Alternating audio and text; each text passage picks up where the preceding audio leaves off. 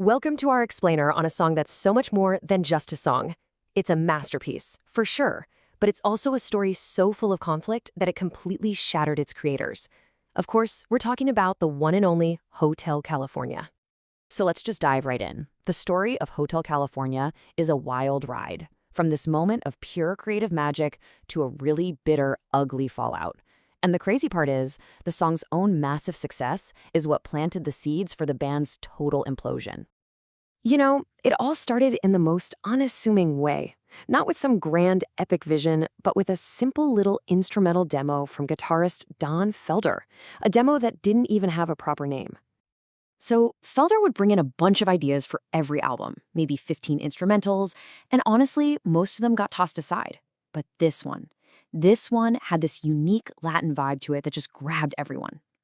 He'd actually written it specifically to create this cool back-and-forth space for two guitarists to really play off each other. Now, this was a huge, deliberate shift for the band. The Eagles were trying really hard to get away from their country rock image. They were obsessed with bands like Steely Dan and their weird, abstract lyrics. They wanted to make something that felt more like a movie, big, cinematic, and mysterious. And Felder's demo? It was the perfect launching pad for that whole new sound.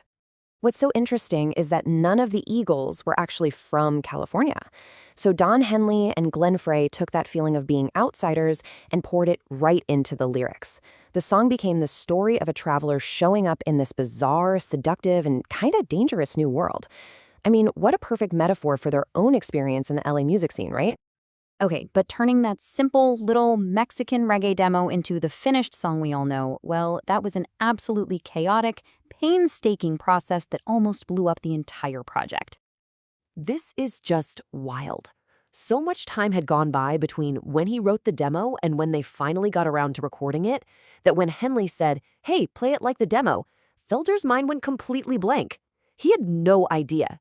In this moment of total panic, he actually had to call his house, get someone to dig up the original cassette tape, and play it for him over the phone so he could relearn his own riff. Their perfectionism was just off the charts. First, they record the whole thing, but the tempo's too fast for Henley to sing over, so they scrap it and re-record it from the ground up. Then they realize the key they chose, E minor, just isn't hitting right for his voice. So for a third and final time, they threw everything out and started all over again in B minor. Unbelievable. And the problems just kept piling up. They moved the entire recording session to Miami because they were worried about an earthquake in LA, only to end up right next door to Black Sabbath, who were recording at full blast. And on top of all that, Henley and Frey were still agonizing over the words, so they just disappeared for 3 days to finally nail down the lyrics. So here's the kicker. The final track you hear on the album isn't one clean performance. No way. It's basically a Frankenstein's monster, meticulously stitched together from 33 different edits of a bunch of different takes, all to create that one single perfect version. But somehow, out of all that chaos, what came out of the studio was, well, it was nothing short of a masterpiece, an instant classic that has lasted for decades. And this is where Felder's original vision finally came to life. He and Joe Walsh locked themselves in the studio for a full day, just the two of them, trading guitar licks, building on each other's ideas, and weaving together that legendary dual guitar solo that closes out the song. The song was over 6 minutes long, and the record label, of course, insisted they had to chop it down to make it radio-friendly. But the band was so sure they had something special, they just said no, flat out refused. It was a massive gamble, but it paid off big time when the full, unedited version became a monster hit all over the world. I mean, this was it. This was the absolute peak for the Eagles. Hotel California wasn't just another hit song. It became their anthem, and it pushed the album into the stratosphere, cementing their place in rock and roll history forever. But you know how it goes. After you climb to the absolute highest peak, there's really only one way to go. And for the Eagles, the fall was fast and it was hard.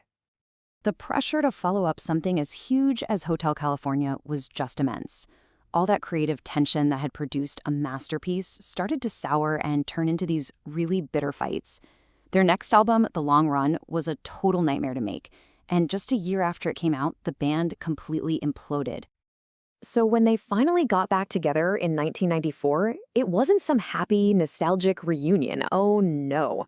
It was actually the beginning of a whole new and even more bitter chapter. And at the heart of this new fight was one thing: money. Before the breakup, everything was simple, split 5 equal ways.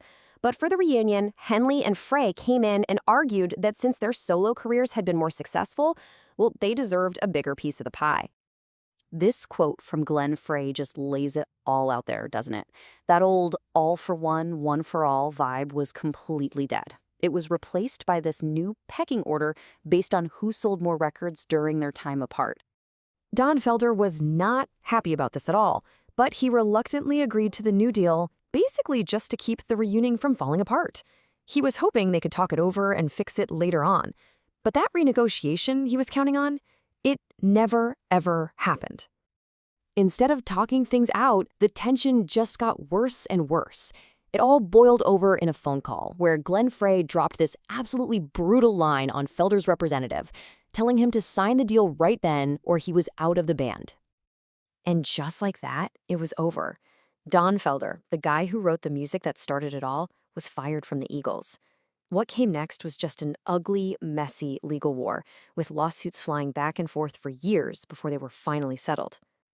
But in the end, for Felder, it wasn't really about the business or the money. It was about losing his brothers.